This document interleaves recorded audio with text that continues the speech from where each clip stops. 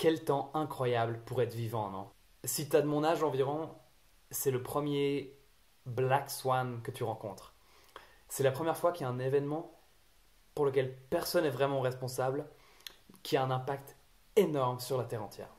Je sais pas où tu vis, mais là où je suis moi, en ce moment déjà tout est fermé, il faut rester chez soi, et le nombre de personnes infectées double tous les 2 jours. Là où tu vis, c'est peut-être pas aussi grave qu'en Suisse, c'est là où je suis moi, mais ça risque très probablement d'arriver. Je crois plus qu'on est au stade de prévention où j'ai besoin de te dire de rester chez toi, mais je pense que c'est un bon moment d'analyser la situation et de comprendre en fait pourquoi ça a dégénéré aussi vite et qu'est-ce qu'on aurait pu faire mieux. Parce que la réalité, c'est que un cas comme ça, une épidémie globale, ça allait arriver à un moment ou à un autre. Ça fait seulement 10, 20, 30, 40 ans qu'on a des avions commerciaux, que c'est presque normal de prendre l'avion plusieurs fois par année. Et donc forcément qu'à un moment ou à un autre, un virus allait arriver et se transmettre aussi très très vite et infecter tout le monde.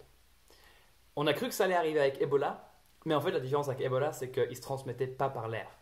Il se transmettait seulement par les liquides, par la salive. Et du coup, ça réduit vachement les cas de gens infectés. Ce qui est différent avec ce virus, avec le coronavirus, c'est qu'il se transmet par l'air. Il se transmet quand tu tousses, quand tu parles, quand tu craches, quand tu... tout. Et du coup, ça fait que dans notre monde connecté, c'est impossible d'y échapper. Il suffit que quelqu'un prenne l'avion, que tu ailles à un événement, que tu... Enfin, c'était évident que ça allait arriver. Là, entre guillemets, on a de la chance parce qu'il n'est pas si méchant que ça. Il ne tue pas massivement. Tu vois, si tu imagines que ce virus, c'était genre, il se transmettait aussi bien que le corona et il était aussi mortel que Ebola, bah là, on aurait vraiment, vraiment un problème. Le truc qui est bizarre, c'est qu'on savait ce qui allait arriver. On a vu ce qui s'est passé en Chine, on a eu cette chance énorme de voir qu'il y avait un énorme virus qui a commencé à grandir en Chine et on savait qu'il allait arriver ici. Mais pourtant, on s'est fait complètement avoir et on est en état de crise totale, que ce soit en Europe ou en Amérique, comme si on l'avait pas vu venir. Le problème derrière tout ça, c'est que les humains, on est très mauvais à comprendre le concept exponentiel. Les choses exponentielles, c'est les choses qui doublent tout le temps. C'est les choses qui, si tu fais un graphe, c'est pas un graphe linéaire, c'est les graphes exponentiels. Et c'est juste dans la manière dont le cerveau humain est construit, on comprend juste pas le concept exponentiel. Un bon exemple de ça, c'est le coronavirus. Prenons un exemple. Imaginons que tu as 100 personnes infectées en Suisse et que tu sais que tous les 2 jours, le nombre de personnes infectées double. Donc, jour 1, il y a 100 infectés. Tous les 2 jours, ça double. Du coup, ma question à toi, c'est combien de gens seront infectés dans 2 semaines? Tu peux prendre quelques secondes pour y réfléchir, mais tu vas vite réaliser que tu n'en as aucune idée. Tu n'arrives pas à concevoir ça. Et c'est normal. La réponse, c'est 12 800. On est passé de 100 à 12 800 en 2 semaines. C'est pas ce qui s'est passé en Suisse, pas encore, mais ça peut arriver et on verra très bien ce qui va se passer dans les prochains jours. C'est un peu ce concept de genre, tant que tu le vois arriver, ça va, et une fois qu'il arrive, c'est déjà trop tard. C'est ça l'exponentiel. Et c'est une des grandes raisons pour laquelle nos chefs d'État, nos politiciens n'ont pas capté la situation parce qu'on s'attend toujours à ce que les problèmes viennent de manière linéaire, que ça grandisse de manière constante.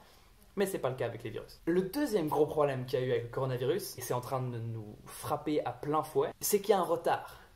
Il y a un retard entre le moment où quelqu'un chope le virus et le moment où on réalise qu'il a un virus. Et c'est un retard de 2 semaines. Et 2 semaines, c'est un temps énorme comme tu viens de le voir. En 2 semaines, tu peux passer de 100 à 12 000. Et ce retard est en grande partie la raison de pourquoi on n'arrive pas à arrêter ce coronavirus. Parce que les gens croient qu'ils ne l'ont pas, et dès qu'ils découvrent qu'ils l'ont, et en fait, ça fait 2 jours qu'ils infectent plein de gens. C'est pour ça que les États prennent des mesures aussi drastiques, ils disent restez chez vous, tout ça, ne bougez plus. Mais le problème, c'est que c'est déjà trop tard. Parce que même si dans 1 semaine, tu découvres que tu as le coronavirus, les 2 semaines d'avant, tu t'es comporté comme si tu l'avais pas, et tu as continué à aller parler à des gens, à sortir, à faire la fête. Et tu leur as transmis à plein d'autres gens qui eux-mêmes, du coup pendant 2 semaines, ne savaient pas qu'ils l'ont et ont continué à le transmettre. C'est d'ailleurs pour ça que malgré le fait que maintenant il y ait toutes ces mesures drastiques, tu vois, en Suisse ça fait 4-5 jours qu'ils ont tout fermé et que les gens doivent juste rester à la maison, mais pourtant les cas continuent à augmenter à fond. Et c'est simplement dû au fait que tous les gens qui ont été infectés avant par des gens qui ne savaient pas qu'ils avaient le coronavirus, tous ces gens sont en train de tomber gentiment malades. Il y a un retard de 2 semaines. Du coup, c'est seulement dans 10 jours, donc 2 semaines après la mise en place de ces nouvelles mesures, qu'on va sentir l'effet et que la courbe va arrêter de grandir. La morale de cette histoire, c'est observe. Ce qui est en train de se passer dans le monde est fascinant. C'est une des rares occasions où on peut être spectateurs d'un truc tellement énorme et il faut en apprendre tout ce qu'on peut pour pas qu'on reproduise les mêmes erreurs dans le futur. Et puis le deuxième truc, c'est reste chez toi. T'as aucun moyen de savoir si tu as le coronavirus ou pas, surtout si tu es jeune. Et du coup, les risques sont super grands que tu crois que tu l'aies pas et que tu continues à sortir. Le truc qui est cool avec ce virus, c'est que en fait, si tout le monde reste chez soi, si juste pendant 2 semaines, tout le monde joue le jeu, on voit plus personne, on s'exclut complètement, on reste à la maison, et bah c'est réglé. Il y aura plus de nouvelles infections.